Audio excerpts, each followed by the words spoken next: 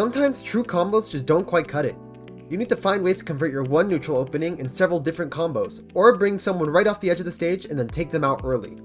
This is Coach TurtleKing, and today I'm going to teach you how to turn your neutral openings into endless advantage states by making room in your aggression for reactions.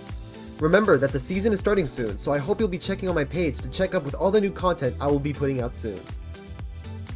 The first thing you should do is warm up your most reliable bread and butter combos. These are your most consistent combos that you rely on the most often in the average game. Pick your main and go into training mode and spend 5 minutes going for your most consistent true combos.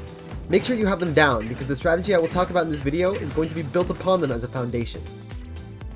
As you do your combos, take special note to where the opponent ends up after the combo is complete.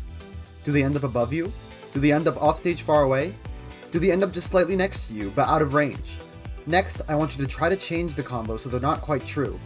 What happens if you just remove the last move in your sequence? Will they end up closer to you? If you go for a move with a longer startup at some point in your string, will it potentially catch someone mashing an aggressive option or picking an air dodge? This requires an intimate knowledge of your main, but building this knowledge just takes experience. Spend another 5 to 10 minutes in training mode and experiment with your established combo routes. With this information, you can now implement the following strategy: leaving breaks in your aggression in order to cover panic options from your opponent, and get in even larger openings.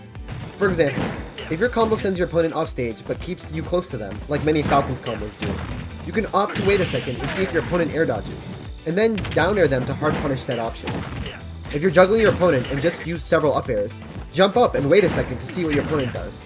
You may be able to punish their drift or air dodge with a more powerful back air or grounded burst option.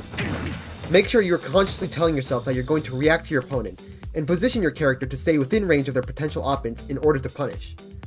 You may see top players do this often and think they somehow got a crazy read, but really they're just positioning themselves when they get a hunch that the opponent might do something, and only pulling the trigger if they see said something actually happening.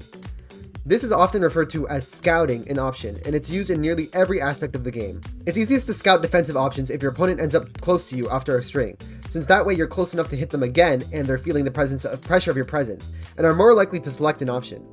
If you noted during the warm-up that your opponent is getting set very far away after your combo's over, try to find another combo route that keeps them close to you.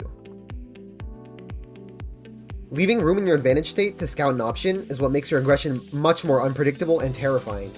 If you only use true combos, your opponent will know that they just have to take the damage and then it's their turn once the combo's over. However, if you scout for defensive options, now your opponent may be scared of incorrectly trying to take their turn while you were looking for them to try, and then they'll get stuck in another combo. The mental stack of having to DI and also pick correctly between any of their defensive options inflicts much more fear into each advantage situation. For the last drill, I want you to hop into a match against another player and see if you can punish their defensive option at least once by waiting in the middle of your advantage state. If you have a true combo, try hitting the first few moves in your combo and then wait to see if your opponent will air dodge, attack, or double jump. These options can be punished on reaction, and even if you miss the punish, you can position yourself to keep your opponent in a bad position. If they air dodge, try to catch their landing with a burst option. If they attack, outspace it and do the same.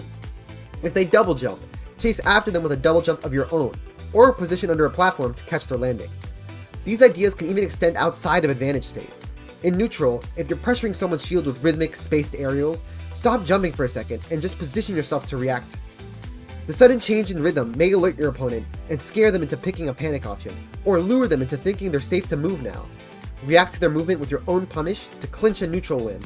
If you want to learn more about using reactions in neutral, watch my workout on the bait and punish playstyle. Now it's time to scrim with a purpose. Play 3 games against other players and punish at least 6 defensive options across all 3 games.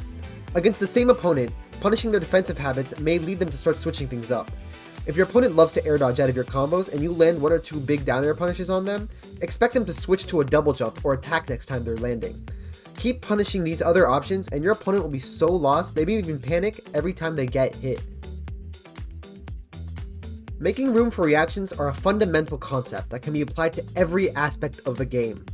While many higher level players react often in certain situations, such as ledge traps or neutral, even higher level players will remember to pump the brakes even when they're in position to keep up the pressure.